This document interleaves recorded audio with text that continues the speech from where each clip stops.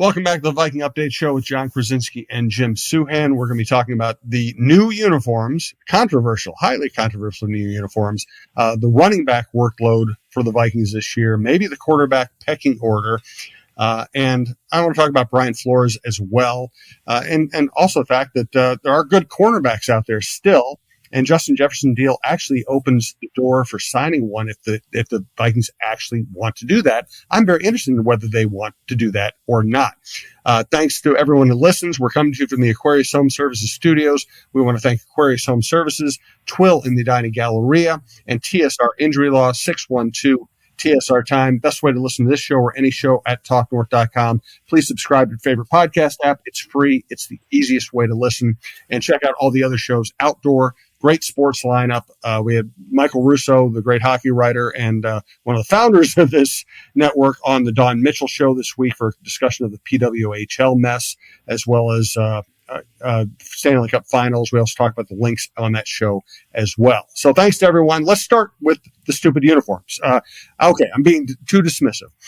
I will give you the opportunity to say they're stupid or not. What do you think of the Arctic white uniforms? So I think that, generally, Jim, we're a pretty agreeable tandem. We've been doing this for years and years now, and we have good substantive conversations. And a lot of times I think we see eye to eye.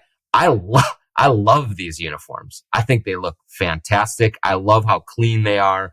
I think that a lot of times when teams are trying to really zag with a uniform, they go far too busy, far too gaudy that way. This way is just so nice and clean. I like the silver kind of little accent lines, if you will. I think they should wear them a heck of a lot more than they are going to wear them in the upcoming season. And I think they're going to be massively, massively popular with the Vikings fans. So that's my stance on these uniforms. I'm definitely always a little leery of the major changes or whatever, and trying to just kind of grab a buck here or there. But like the Twin City Connect uniforms are terrible. But these ones, I'm all for it. I think they look great. I think they're going to look awesome in the stadium, and I think people are going to go crazy for them. I have two, as usual, I'm of two minds. I think they're in a vacuum. I think they're really cool uniforms. I think they belong on Kansas State. To me, they look like the kind of, one-off uniforms that a college team will wear just to sell a few more jerseys. So I kind of like the uniforms if the Vikings weren't wearing them. I don't, but I have a long-standing philosophy about uniforms, and that is if you're a true tradition-based legacy franchise, then I think you kind of owe it to everybody to wear the cool old stuff that is associated with the greatness of your franchise. I think this is something that an average college team would do, that maybe a startup team, an expansion team would do. I just don't think they look right on the Vikings themselves. So I don't hate the uniforms. I hate that the Vikings are going to wear them. I get that. I will say that I do agree with you in that I think that the more kind of you can have callbacks to the history. I'm a huge throwback uniform guy. I think that especially in the Vikings case, I do. And whether it's because that's the uniform I grew up watching them when I was a kid, or, what it is, like, I think that the 1970s, 80s, early 90s uniform was by far their best one. Like, I just think it's perfect in terms of how clean it is, how, the big numbers, the dark purple, like, I think it's great. So I would love for them to wear that uniform all of the time, or certainly a lot of the time. One of my major concerns always with these types of uniform decisions is that you're going to zag way too far. Like, I'm both with NBA and MLB, especially. I think it's less in the NFL, but NBA, MLB, like their city uniforms or whatever that they have, oftentimes bear no resemblance, color palette wise, anything to the existing team. So like when you turn on the TV, you don't know like who am I watching? Like what is it? Like the Twins are wearing royal blue and gold. Like that's their color for these city uniform. What are we doing here? Like I don't like that. At least with these, the purple and the white are the two dominant colors, and that, while there's no gold like that there usually is, I like that it's still, I think, got Viking essence to it. And so that's what makes me back this as much as I do, is like, even though it is a drastic change and there are like real kind of maybe kitschy elements to it that I can see why you say, yeah, this is what a college team would do. This is what PJ Fleck would do or something. I think that there is still just some inherent Vikingness there that works for me with these uniforms. So I like them. And I think, I think we'll see more of them as this goes on, because they'll just be so popular. By the way, we can agree on this much. The Twins uniforms are horrible. Terrible. The worst ever. They look like the jerseys that the Milwaukee Brewers were too embarrassed to wear. Yes. And like, the jerseys are not good. The hats are the blue pants that don't even really match the blue in the jersey or the hat is the most god-awful thing I've ever seen. Like, if they wore white pants with that jersey and hat, and at least you look at it and say, okay, this is a little much, but it's not the worst ever. You put blue pants with that jersey and with that hat, and a yellow belt, and it looks like something my third grade daughter would design for a team and do it that way. Like, it's just like, I could not believe it when I saw it. And you talk about like zero connection to the Twins, to their colors, to anything like that. I just thought, they tried, like, I thought the Wolves did a good job with their lake theme in terms of they had water like on their jersey, and it was kind of cool. It's different, but there's still that same blue that they use in their jerseys. And you can say, okay, that's, it's out there, but it's different. This was just like, it looks like they're trying to hypnotize you with the jersey. It doesn't look like water. They're trying to hypnotize you. And then those blue pants, I mean, just fire them into the sun. It's the worst thing I've ever seen. It's horrible. And by the way, the Timberwolves are kind of my example of a team that isn't all that tradition rich. And I think they should experiment. I like pretty much, and I like all their experiments. Mm-hmm. The jerseys, they usually emphasize some level of green or blue that really plays on Minnesota themes. I think Timberwolves is a really good nickname for this franchise, and they play off the original green and blue uniforms. I kind of like everything the Timberwolves have done. The Twins have lost their way. They've actually lost their way. In the Wild, their jerseys are so ugly that anytime they alter them in any way, it's almost got to be an improvement. 100%. Yeah. Like, I mean, the Wild, the name, the Wild is bad. The jerseys are an abomination. Like, at the very least, they need to just go to the green and gold, like or the green and yellow, like the old school, and make it the old North Stars color palette. But, the fact that they could not be the North Stars when you have Red Sox and White Sox, that's the original sin of that expansion and of the NHL, is not allowing them to take the North Stars thing back. But they at least have to go back to the colors, because the Christmas colors, like, it's so unimaginative. It's so like flat. Like, it's terrible from top to bottom all the way through. No doubt about it. You can also hear Jon on the Jon Krasinski Show. This week we get into the ownership issues with the Wolves, a bunch of other stuff too, but we start with the ownership issues. Now I want to get to some actual football, and I'm going to throw out, and guess what? This is kind of a typical talk radio thing. I don't know if it's true, but I'm going to throw out a premise, and Jon and I will discuss. The premise is, if the Vikings are serious about winning this year, they will use some of the money they saved against the cap in the Justin Jefferson deal for this year and spend it on a starting cornerback. These are some really good starting cornerbacks out there. And if there's a rebuilding year, they won't do that. I'm going to throw that premise at Jon here in a second. First, though, we want to let you know we're coming to you from the Aquarius Home Services Studios, and we want to thank Aquarius Home Services.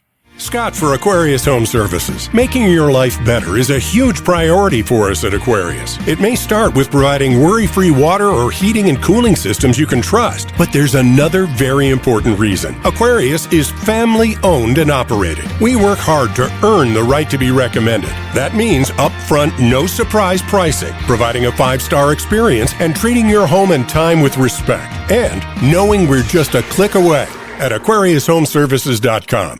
Thanks also to Twill in the Edina Galleria, Scott Dayton's shop. It is Scott Dayton's shop. It's a Minnesota-owned operator. It's owned by a guy you'll see in the hockey rink watching his kids play. It's owned by a guy who you'll see at the Vikings games wearing purple and gold over his Twill clothes. I just took it. And by the way, I need a new pair of jeans. I'm thinking about getting some comfortable travel clothes for a trip my wife and I are about to take. I'm always looking for a good golf shirt and comfortable shoes. So I'm going to go to Twill here in the very near future and buy them there because I know they will be high quality. I know they'll last. They'll be from a brand that Scott picked out specifically, something like Samuelson or Brax or Peter Millar or Johnny O, which is 80% of the stuff I wear when I want to actually look decent. So go to Twill in the Edina Galleria, tell them we sent you, and then go to twillmn.com, sign up for their email notifications. They only send them when they have some news breaking, like they're going to have a special sale or event at the store. They will not spam you to death. And the stuff they sell is great. Great for golf, great for business, great for casual, great for travel. twillmn.com, Twill in the Edina Galleria. Thanks also to TSR Injury Law. You know the deal. 612-TSR-TIME, 612-TSR-TIME, Nasreed. If you're injured, call that number. They'll take good care of you, and they will not charge you unless they win your case. And they'll probably win your case because that's what they do. So what do you think of my premise? That if they're really trying to win this year, they'll invest in a starting cornerback, and if this is a rebuilding year, they'll save the money. Yeah, I think in general, I agree with that because when you look at it, the opportunity is there with some of the cornerbacks that are available to immediately upgrade a position of need. Like you look at, they've done a good job with a lot of the question marks that they had going in with the roster. And they have at least identified talent and brought it in. We'll see if it works out or not, but they've certainly, you can see the logic behind a lot of their moves of we're short here. Let's go get someone. We're a little bit older here. We're going to say goodbye to this guy and we're going to bring in some younger players. Great. They haven't really done a whole lot with the cornerback room yet to really address it in a meaningful way. And so, if you were to go out and add one of the vets on, you would think this late in the season, in the off season, you could get them, you get them on a 1-year deal. So you don't have to sacrifice necessarily your flexibility for the cap going into next summer or next off season, when I know they could have like $50 million to spend in 2025. And if you don't want to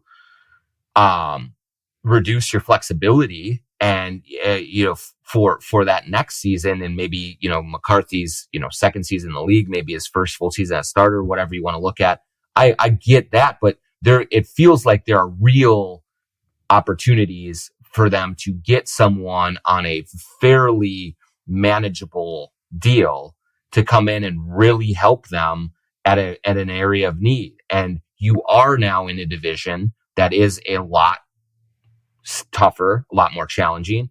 And so if you do want to compete, it feels like you need to bolster that up. And so, I do think in some ways that, if they're aggressive with it and if they go get someone, that does show that, okay, they really believe that this team is not a year away, that they can at least, and not necessarily go for a Super Bowl, but certainly be in the mix for playoffs, wild card, that sort of thing.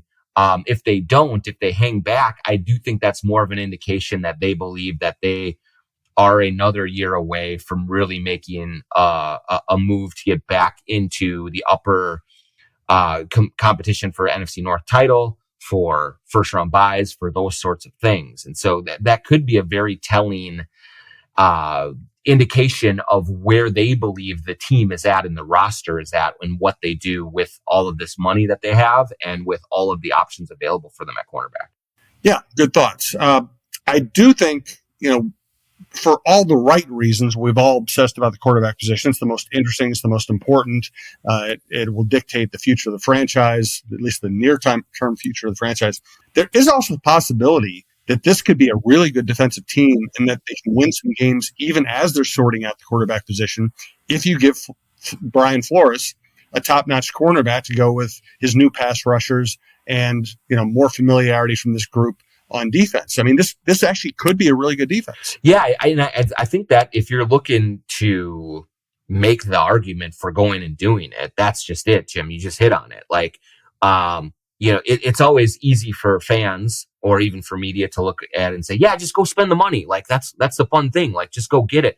But really what Brian Flores was able to do last season with a defense that was short on talent, it has to be kind of appetizing to think about what he can do with an upgraded unit. And, I think that you feel good about adding Dallas Turner, about Grenard, about Van Ginkel, about kind of, you got Harrison Smith coming back.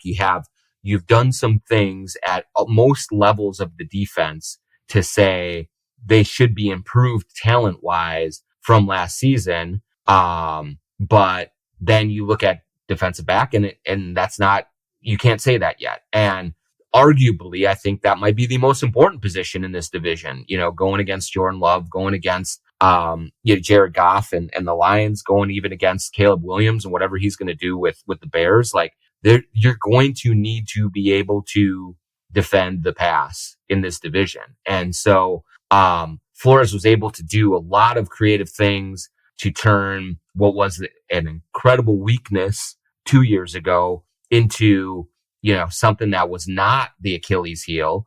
And now with some more youths, with some more energy, with some more talent, he should be able to take even more steps with this defense. And you give him one more piece. Like, now you're really giving a top flight strategist, schemer, like all of those things, motivator. And now you're asking him to make chicken salad out of chicken salad instead of out of the other thing. And I think that is tantalizing to think about. And you're right. Like, if you can think even for a year, constructing an offense or constructing a team where the defense is kind of leading the way a little bit while your offense figures itself out with the quarterback, with Aaron Jones, with all of this, with TJ Hawkinson getting healthy again. The opportunity again is right there to just win games in a different manner if you give Flores the bullets that he needs to shoot. And I think that he's already proven what he can do with lesser talent. And you just add, if you layer talent on top of talent now for him, that could be really exciting. Another interesting position here, running back. Aaron Jones proved his worth last year. Love looked like such a better quarterback when Jones was on the field last year than when he wasn't. Ty Chandler also showed some promise, and he had some juice last year, as Mike Tice used to say. So what do you expect out of the running back position this year? Yeah, I think it's going to be really interesting to see like how they mix the workload. I think that there's been some discussion already at, the mini camps and things that OTAs that the Vikings had about what you do with Aaron Jones. If you look at the reporting coming out of those camps, including from my colleague at The Athletic, Alec Lewis, just very clear that Aaron Jones is a considerable upgrade from explosive standpoint, athleticism, just overall talent from Alexander Mattison. And I remember you and I were talking last year, Jim, going into the season, just about maybe that they took for granted that they didn't really need a running back, like that they didn't need an explosive back, that Alexander Mattison 3 yards in a cloud of dust was going to be enough. And you and I both talked about, I don't know, man, like I just don't know if he has what it takes to be an every down or certainly a lead back in this league. Now you bring in Aaron Jones, who clearly already you can see is just has so much more to him and his game than Mattison did. That's great. But then I think the real key is going to be, how does Kevin O'Connell really manage his workload? Because Aaron Jones has been nicked up over the last several years, and he does get injured. He does miss games. And so being able to have Ty Chandler not just sprinkled in, but someone who comes in and has a meaningful role from the outset to reduce some of the wear and tear on Jones and keep him healthy, ideally, through not just training camp, but all the way through a long season. And then if they were able to be in the playoffs, have enough juice in the playoffs, I think is going to be critical. We've kind of seen Ty Chandler and been intrigued by what he could do. But I think he has to take another step this year so that he is good enough that the Vikings feel confident that they can give him a really solid number of carries so they don't have to just lean on Aaron Jones so much to the point where you might risk further injury from him. Yes, that's exactly right. I mean, if Ty Chandler turns into a great player, great for everybody. If he can just play enough and play effectively enough, they don't have to run Aaron Jones into the ground. That's probably what's best for this season upcoming here. Anything else jump out at you from the coverage of the minicamp list? Just kind of like, I mean, it sounds like one of the things that seems to be clear that is, I think it's really exciting, is that Jordan Addison has shown up in really good shape and looks like he's ready to make a leap into his second season. I thought that I was incredibly encouraged how tough he was, how his ability to just be able to get open over and over again, even when Jefferson was hurt and was not out on the field. I thought that was a really good sign for his long-term viability in this offense. But when you talk to people and when you read things about what's going on there, it looks like Addison has had a great offseason, that he is much more comfortable and just ready to go from the jump here in these June camps. And given that we still are wondering how this whole receiver room is going to shake out and who's going to be the third receiver and Hawkins' health and all of this stuff, having an electric Jordan Addison and one who is going to be ready to take another step in his development from a very promising rookie season, I think that's a really good sign early on for this offense, for their chances. I think, whether it's Sam Darnold or JJ McCarthy, they're going to need to have more than Justin Jefferson to go to. And Addison is showing up meaning business here. And I think that's just a great sign for the viability of this offense going into the season. If he can really, make that second year leap and go from a good and dangerous player to one who is a factor down in and down out, opposite Justin Jefferson. Good stuff. We'll have a lot more to talk about. They have more practices coming up this week. We'll have more developments to share with you, and we'll keep ripping on the jerseys or praising the jerseys, depending on who we are. We appreciate you listening. Thanks for listening to TalkNorth.com. Again, if you like this show, please subscribe to your favorite podcast app. It's free. It's the easiest way to listen. Also, check out Jeff Diamond's Vikings and NFL Insider, our show with the former Vikings general manager, who's so good at explaining the cap, breaking it down, explaining why people usually panic over the salary cap when they don't need to. He's been right about so many things, including the exact value per year of Jefferson's deal, which he predicted more than a year ago. So for John Krasinski, our producers at TalkNorth.com, I'm Jim Suhan. Thanks for listening.